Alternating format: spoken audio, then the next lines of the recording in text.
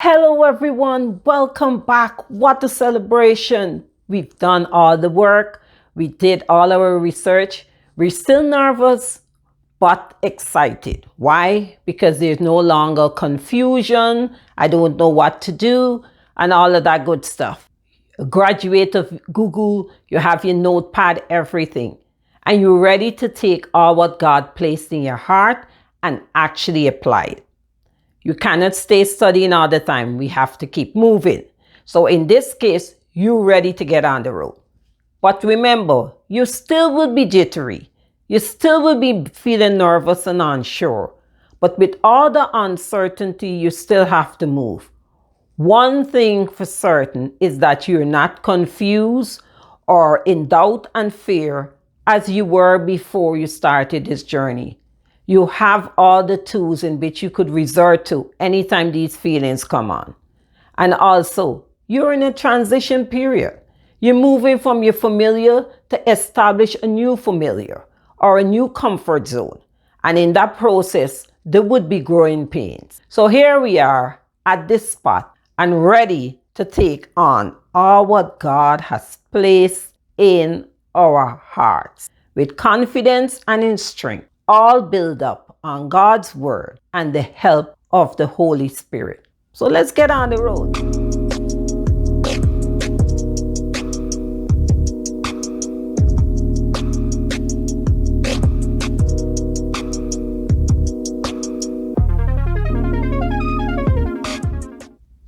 Hello, my name is Paula Simon, who 25 plus years ago made a decision that strengthened my faith and led to a closer walk with God. This channel is to encourage women to be more proactive in their life. We had started a series before. Look at it up there. And in that series, we started all the groundwork, helping women to make a decision to change their lives. And right now, we're at the verge of stepping out of the boat onto the water, taking whatever God had given us, whatever idea, whatever passion He rekindled, whatever direction He has given us, and start moving. Remembering that God would not give us the steps from A to Z. He will just give us one step, one encouragement, or one little note, as my mother would say, a little nudge for us to go in a direction. And we just have to start moving. Another thing we have to be careful of is thinking that whatever is that initial instruction, that would be the end result. Who knows? God raised the passion in you. You suddenly realize you're interested in animals. As a child, you were. But that doesn't necessarily mean He's sending you straight to vet school to be a veterinarian. In the process of researching and learning more about taking care of animals, they might lead you to meet with someone who, by meeting that person, you realize, okay, it's not to work directly in day-to-day caring for animal. It might be starting a non-profit organization to help animals. So when He gives us a direction, we take it step by step. You must be open to hearing what is the next step. Don't get steadfast that this is it. Providing you're open, providing God knows that you're waiting on Him for direction, He would give you direction. So let's start moving.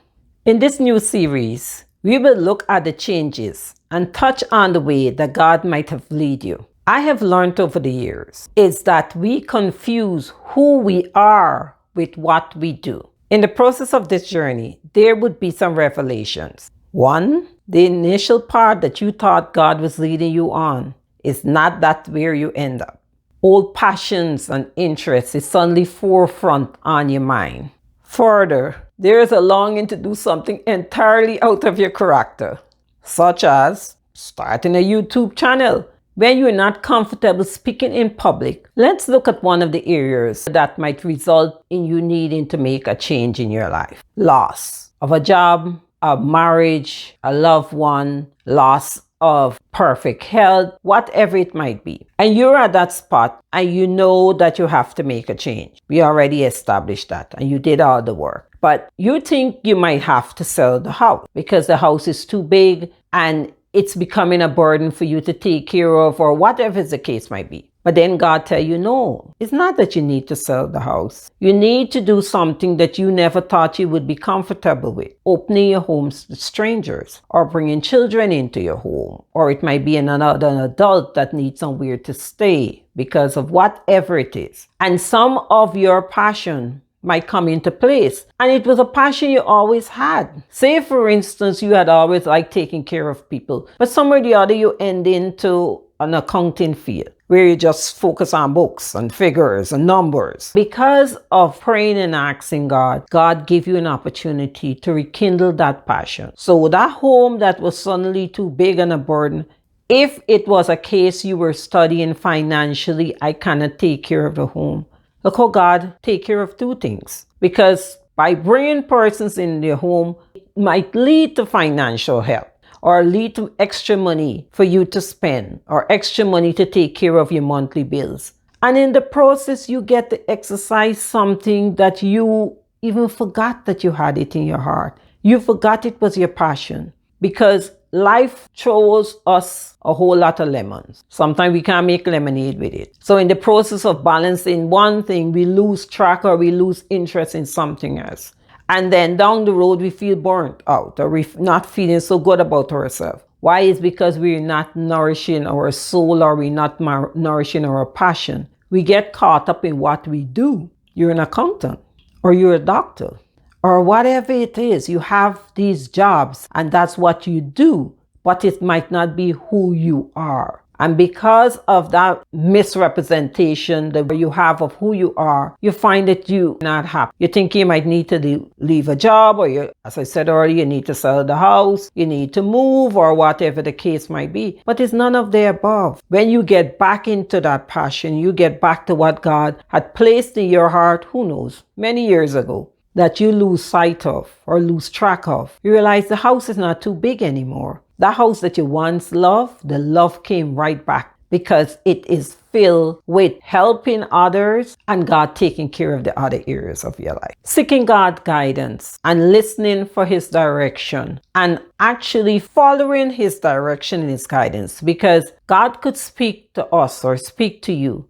And then because of what He's saying, we're not comfortable in doing it, or we don't think it's need to be done. We could miss out on a lot. I was fortunate about 2 weeks ago to listen to an interview. It was conducted by a young lady at TD Jakes Church. And she was interviewing this Nigerian singer. Her name is, I'm not going to pronounce it because I'm not certain about the pronunciation, and I hate pronouncing names especially wrong. So look at the bottom of the screen. You would see the writing there. She has a song that is very, very popular. In fact, I heard of this song at my friend Camille's church in Queens, New York, long before I even heard of her. And in fact, I only really discovered her this year, although this song, I think it was published sometime like 2015, is Waymaker. And if ever you have the opportunity to be in an audience, it has, I think it's the piano. It's played, I have played a few strings, and persons who are familiar with that song will hear that string.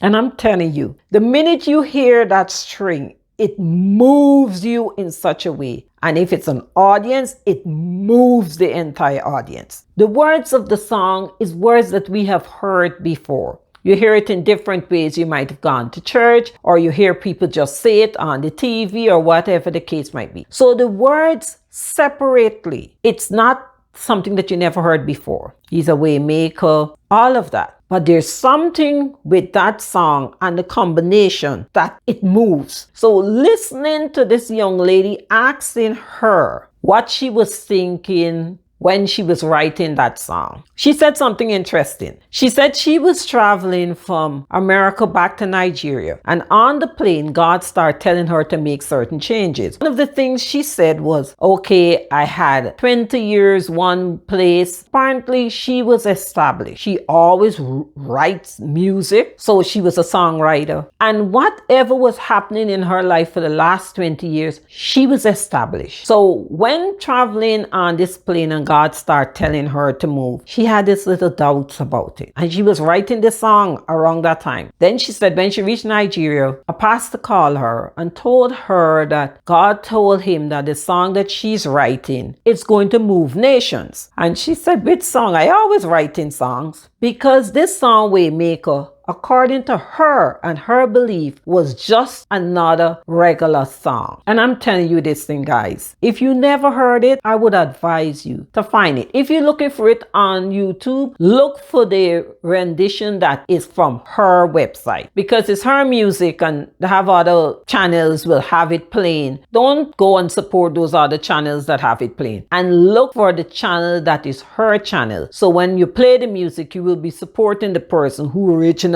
put out the music. And she listened to God. And that song is blessed so much. If any artist, be it male or female, sing that song and they are in an audience, the entire audience get up. The only people who would be sitting is someone who never heard it before, or the singer is to walk on stage and say Waymaker. I'm telling you this, the entire audience moves. Why? God bless that song. She thought it would have been a regular song, but because she was obedient and whatever move or whatever God told her to do, she did. And she was writing that song. Who knows? Around that time, she might have written about 6 other songs that in her heart, she thought is more powerful. Waymaker, miracle worker, promise keeper, light in the darkness. My God, that is who you are.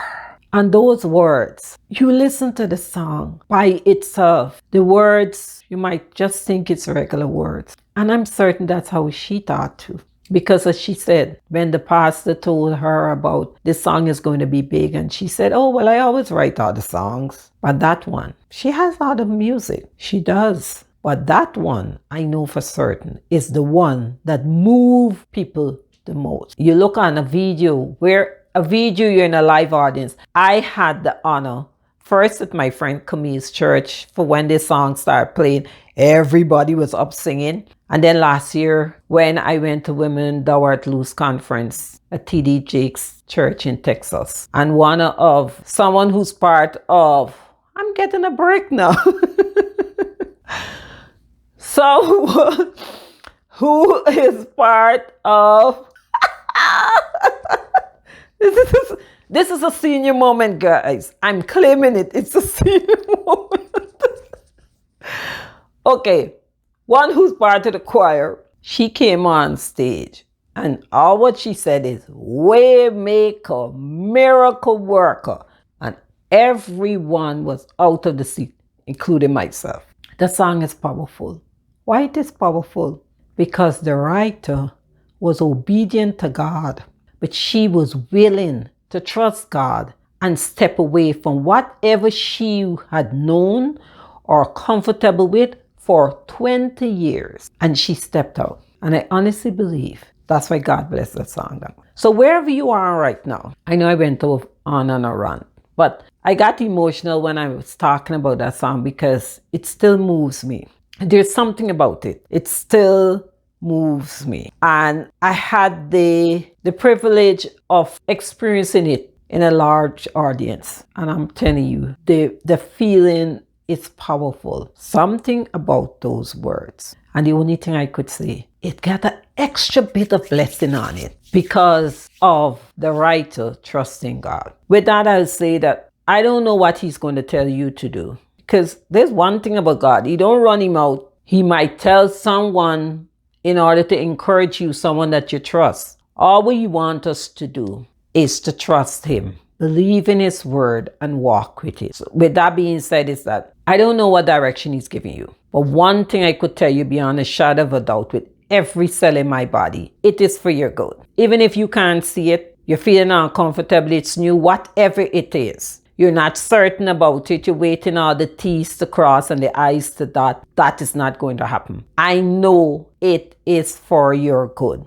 And chances are it's something that you could never imagine. Or even if you imagine to one level, God take it higher. So we'll continue this part of this series. And next week, we will be looking at the ways in which you had the discomfort first. It comes from having to deal with a family member or deal with even a friend, or you might be part of an organization and there's something about it you're not comfortable with. And you had to talk to God about giving you the strength to handle that situation, to make your voice heard because you're not strong enough. So God then now give you this to stand and say, no more to this or no more to that. I don't know, but God knows and you know. And that is more important. Between you and God, everything's sealed. And you trust Him and He's going to work it out for you. So guys, have a great week. Don't forget to subscribe, comment, and turn on your notification button. Oh yes, I forgot.